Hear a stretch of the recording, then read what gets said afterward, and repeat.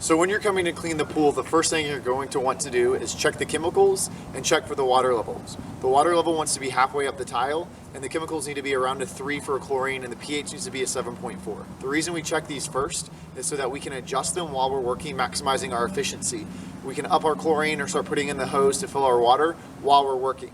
So after we've checked our chemicals and our water level, the next thing we're going to do is get all of our equipment out to vacuum.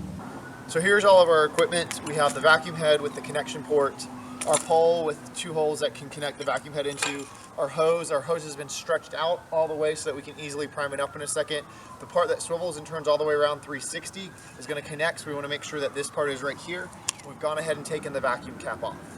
So I'm going to connect the hose, the part that swivels, into the vacuum connector.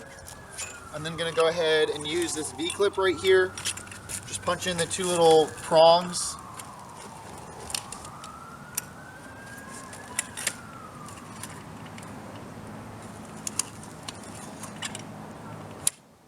Into the vacuum head, and then put it straight down vertically into the water. I'm going to start priming the hose. So basically what I'm doing, I'm pushing the hose straight down so it's parallel with this sidewall. Alright, I'm just feeding it in the entire time. Alright, so as we come to the very end of the hose, I'm going to push it all the way down. And if you've done it correctly, you'll see water come up the hose just like this and start flowing over. So it's primed up. Our hose was full of air originally, and now I filled it with water. Our system runs off of water. So if we ever put any air in the system, we're going to cut it off. So this is very important. I've kind of set up my hose here. My vacuum cap is just right underneath here. I'm going to set it up kind of as a barrier, and now we're going to go turn on the vacuum line. All right, now that we have our vacuum suction turned on, all I'm going to do is put in our primed hose with no air. Again, our system runs off of water. It's very important that there's no air in the hose. Put it right in the port. I've now got suction all through my hose going to the end of the vacuum line, and I can start to vacuum the pool. All right, so then I'm just going to go ahead. This pool is kind of dirty. It's getting a preseason vacuum. I'm just going to go straight up to the line, go all the way till the pole can't reach anymore. Turn my vacuum a little bit, angle it back, then come straight back and make another straight line. During the season, your pools should already be preseason clean, so they won't be full of tons of dirt and small particles. So all you have to do is do like a spot vac, kind of go to where the big materials are, the worms or the pine straw, go right over it and suck it up. All right, so when I'm coming to the wall, all I'm going to do is continue just kind of lifting the vacuum up a little bit, pressing against the wall. It's got a slight angle, and again pushing right down, and it'll get all the dirt that comes along the wall. Okay, so when we are done with the entire section that we can reach with our hose, we're then going to have to switch it. So all I have to do is take it out of the wall.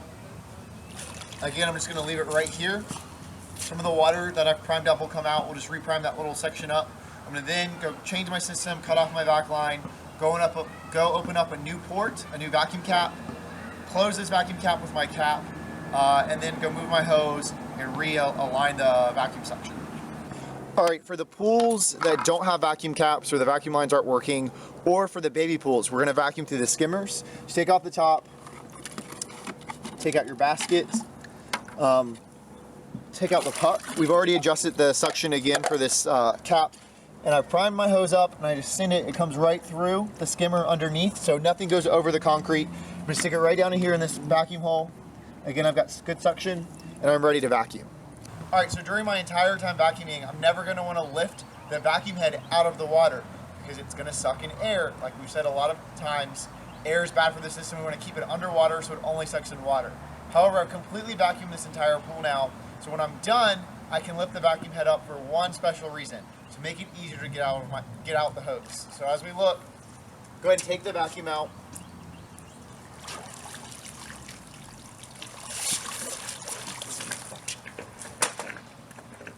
Air is going to start to go through my system. If you notice, I'm right near my vacuum port. You're going to see it go through this hose. It's a really long hose. As it comes up, I want to be right here at this port to grab it out before any air gets into my system. So I'm watching the air go through my hose, go through, it's almost there, it's coming. My hose is popping up out of the water. And right before it gets to the end, I pull it out. So there's a very little water left in my hose. Most of it's full of air. No air has gotten in my system, but now instead of being about 20 pounds full of water, my hose is very lightweight and I can lift it out of the water. All right, so now my hose is full of air. I'm just gonna take it out. of the water. All right, next we want to take the hose off the vacuum head. All right, there's a little connector that I showed you earlier. I can kind of use my feet or flip-flops just to kind of pull it off. This hose came off really easy. I want to make sure this white part always stays on my vacuum head. Next, I'm going to just start rolling the hose up in a nice, neat circle for better storage and to keep our pump rooms neat. All right, and I'm going to just continue rolling the hose all the way up until I've got a nice, neat circle that I can easily place over one of the filters or one of the corners of the pump room and be nice, neat, and look professional. All right, so the last thing, we've just cut off our vacuum suction, which is really important, and we're done vacuuming, so I'm going to put this cap right back into the vacuum port. Just fit it in nice and flush, twist it, and right when I feel a little bit of pressure and it start to grab, not yet, I stop. I don't want to over tighten the cap.